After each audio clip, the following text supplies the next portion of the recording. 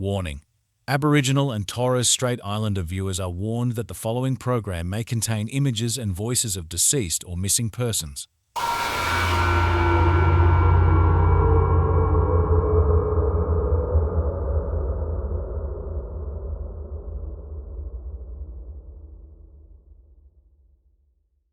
Welcome back to Vanishing Voices. I'm investigator Jake from Cotman Investigations, and this is episode 4, Patterns in the Shadows. Last week, we took you inside the rally at Parliament House and into the tense meetings with senior police officials.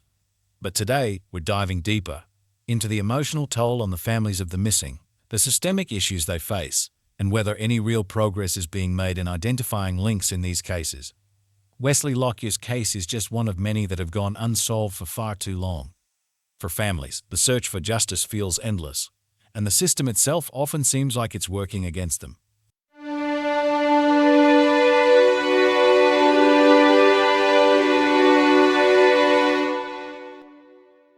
As we speak, Wesley's family and so many others are living in a perpetual state of limbo. Every day that passes without answers feels like another wound, another reminder that time is slipping away while the search drags on. For the families, it's not just about finding their loved ones, it's about holding on to hope while navigating the exhausting, emotional roller coaster of waiting. That pain is shared by families across the country, many of whom have watched their missing loved ones' cases grow cold. It's not just the waiting, it's the feeling that nobody is listening. It's torture, it's pain, it's killing us, killing our family. We just need him home now. In the West Australian outback, young men are going missing at an unusual rate, at least 6 in the last few years. Joanne Taylor's son Wesley disappeared from the remote community of Jimpurinya in October 2022. This is the back of my son's house. That's that door there, that's his bedroom door. That's where he came out and disappeared from there. We don't know whether somebody picked him up or which way he went after that. A week later, another member of the extended Lockyer family vanished, 30-year-old Clinton. He was last seen on the 31st of October 2022 when he was captured on CCTV. That evening, he met up with a friend, then he vanished. He's a good person, he has a good heart, he's never been in trouble. Words cannot describe how much we miss him. We just all want him home when we miss him. The cases are being investigated by local detectives and the WA Police Missing Persons Unit in Perth. Nationally, an increasing number of people in Australia are being reported missing, a 17% rise in the last decade. Most are found quickly, but thousands remain unaccounted for, with some families feeling that geography and race means that not all cases are receiving the attention they deserve.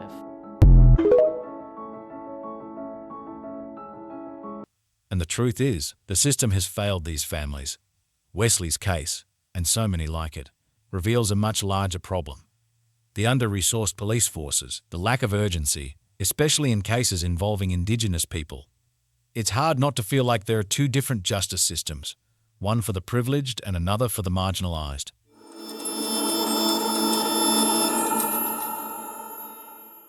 Last week, we discussed the petition calling for legislative change, demanding that missing persons cases be treated with the seriousness they deserve.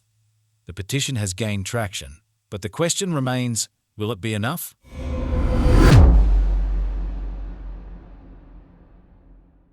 In this week's episode, we'll dive into the unsettling and mysterious cases of Wesley Lockyer, Clinton Lockyer, Wylie Oscar, Zane Stevens, and Brenton Shah. Are these disappearances mere coincidence, or is there something deeper connecting them? As we piece together the clues surrounding each vanishing, we'll explore the chilling similarities, patterns hidden in plain sight, and ask the questions no one else dares to. Could we be on the brink of uncovering a larger, more sinister web? Let's get into it. We begin with Wesley Lockyer. On Monday, October 24, 2022, Wesley vanished without a trace. The days leading up to his disappearance were uneventful. Everything seemed perfectly normal. Wesley was home, in good spirits, and making plans for the week ahead. But then something shifted. Without any warning, he was gone. In the final hours before he disappeared, witnesses described him as worried, concerned, as if something or someone was weighing heavily on his mind. What was he afraid of? Who was causing him to worry? These are questions that haunt those closest to him. There are individuals who were with Wesley in his final days who hold vital pieces of the puzzle, Yet none have come forward with the truth. Why the silence? What is being hidden beneath this veil of secrecy? As the days pass without answers, the mystery deepens, leaving Wesley's family and the community in anguish, stuck between fear and frustration. While we have identified certain individuals who might have critical information, it's important to clarify that we are not accusing anyone of direct responsibility. But disturbingly, after some information was made public, certain people reacted with violence toward Wesley's immediate family. This behavior doesn't help in finding Wesley. It only raises more questions. Is it an overreaction driven by fear, or perhaps a manifestation of guilt? Maybe not guilt for a direct act, but for withholding key information for far too long. Only time will tell if these actions are rooted in fear, guilt, or something darker. For now, we wait and hope for the truth to emerge. Exactly 1 week later, on November 1st, 2022, the eerie pattern of disappearances continued. This time, 200 kilometers south in Roebourne. Clinton Lockyer was last seen in the early hours of the morning on Skull Street, where he had been drinking with a relative. At around 3 a.m., Clinton's mother heard him outside, talking, the sound of his voice carrying through the night. Moments later, she heard the faint sound of footsteps as he walked down the driveway and into the darkness. It was the last time anyone would see or hear from him. Hours later, at 6:30 a.m., a faint ping from his phone registered on a mobile tower 12 kilometers away, but that would be the final trace of Clinton's existence. Despite thorough searches across the region, there was no sign of him. No clues, no leads, nothing. Clinton had vanished. The chilling part. Witnesses say Clinton was heard talking before he disappeared. Was he on the phone? Or, more disturbingly, could someone have been there with him in those final moments? That question haunts his family and investigators alike. What happened to Clinton early that morning, and who, if anyone, was with him when he vanished into the night? The silence that followed leaves a void filled only with fear and uncertainty. Who was he talking to? Was it on the phone? Who was in town around that time? Was someone passing through? Did someone pick Clinton up and drive off towards Wickham? Did police thoroughly go through Clinton's phone records and data in order to identify any POIs, or did they just dismiss it quickly as a missing person? If you, or anyone you know, who had contact with Clinton in the days and hours leading up to his disappearance, tell us, or police. It may contain vital clues.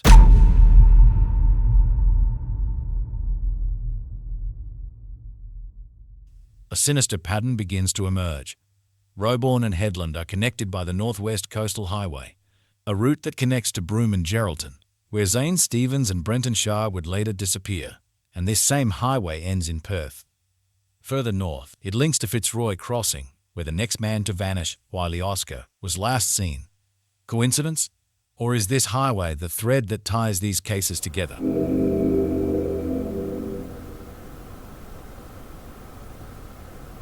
Oscar disappeared into thin air. He was a 22-year-old stockman who worked in WA's Kimberley region. He'd come here to Fitzroy Crossing when he went missing. Here's what we know. Wylie, a quiet, respectful young man, was at a home here in Junjua when a fight broke out between family. He took a car from the address and drove off. It was the last time he was ever seen. So police found his car a week and a half later on Brookingdown Station. And the search essentially stopped after that for him, allegedly stopped.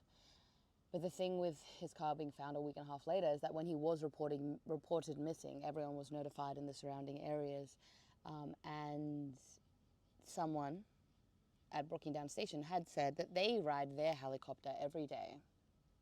They're on the helicopter every day, they own a station, so they will be notified.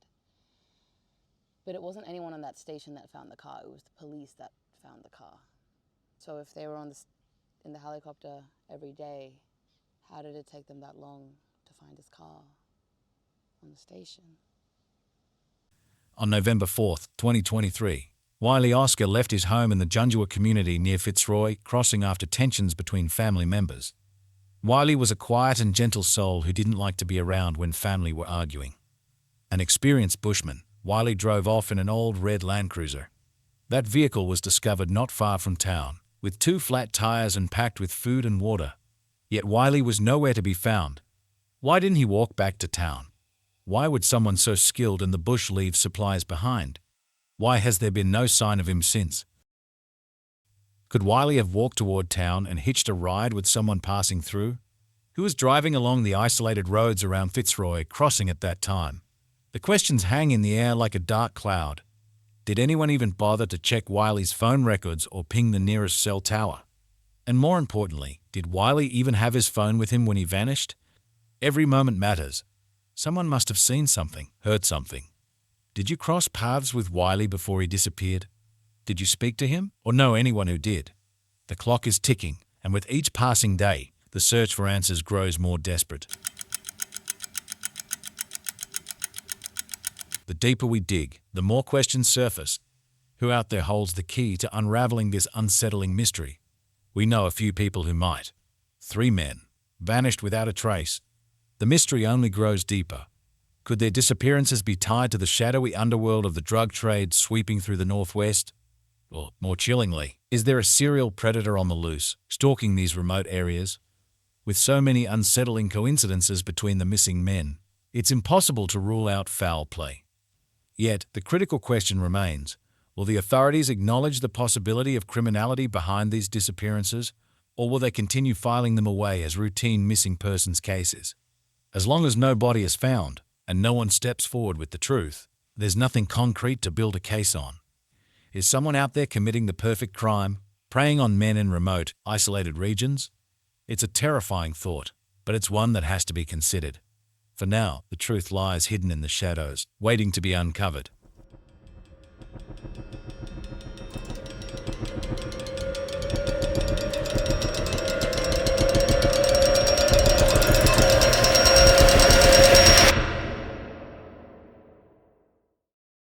As we draw this episode to a close, we are left with more questions than answers. 3 men have disappeared without a trace, and with each passing day, the silence surrounding their cases grows louder. Are we dealing with a criminal mastermind, someone who knows how to operate in the shadows, preying on vulnerable individuals in isolated areas? Or is there a web of secrets being held by those who might be too afraid, or too guilty, to come forward? The families are desperate for answers, and so far, the authorities remain unable to provide them. Fear, frustration, and confusion have seeped into every corner of this investigation. What really happened to Wesley, Clinton, and Wylie? And how many more will disappear before we finally uncover the truth? But this is just the beginning. In the next episode, we'll dive deep into the final 2 men who have vanished so far, Zane Stevens and Brenton Shah. The details surrounding their disappearances are chilling. Clothing found in suspicious locations, persons of interest surfacing, and a vehicle abandoned under mysterious circumstances. The puzzle pieces are starting to come together, and the picture they're painting is darker than we ever imagined. Stay tuned, because the deeper we dig, the more unsettling this story becomes.